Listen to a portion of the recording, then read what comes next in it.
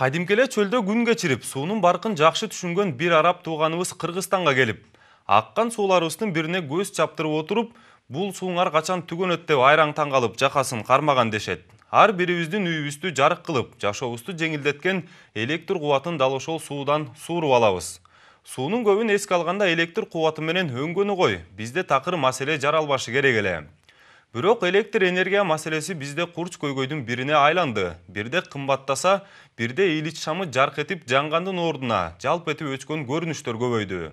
Айдын аягында электр энергияга келген төлөм көп адамды ордунан козгоп койчу болду. Светке турсун. Жарым сындырмаганга төлөй турганга тыйындар жок отурат.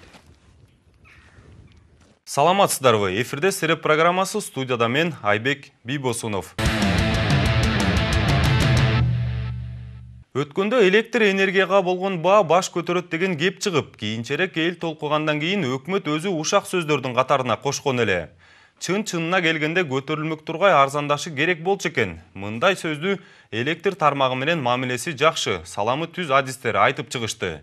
2014-жылы электр энергияга болгон баанын көтөрүлүшүн өкмөт толбой калган Токтогул суусуна шылтап, ошондуктан жарыкты коңшулардан алып келип жатабыз деп билдирген.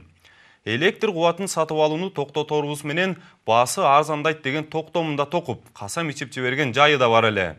Эмне кылып атышкандарын түшүнбөйм. Энергия күндөн күнгө кымбаттап атат. Могу өндүрүшкө, карапайым элге кыйын болуп кетти. Андай кымбат светтин кимге кереги бар түшүнбөйм. Мына ушундай көрүнүштөргө күбө болуп, өкмөттүн ишине ичи жылбагандар парламент ичинде да жок эмес. Болгондо да дал ошол өкмөткө көңүлү түз болуп келген көпчүлүк коалиция арасында сөмөй кезеп, аткаруу бийлигине муштум түйгөндөр көбөйө баштады. Келе жаткан жума ичинде башкаруучу коалиция өкмөттү өзлөрүнө чакыруусу күтүлүүдө. Аткаруу бийлигинин бүгүнкү таштаган арыштары алыс кетпей жатканын эске алганда, көпчүлүк коалиция башынан сылап, аларды карап жылмайбайт көрүнөт. Болгондо да өкмөттү өз баласындай көрүп, өгөйлөбөй калкалап келген көпчүлүк коалициянын бул өкмөткө кыр көрсөтүп жатышы аткаруу бийлигинин эрден кыйшайып, эки дискин бир чылбырды алдырарына аз калганбы деген ойду пайда кылбай койбойт.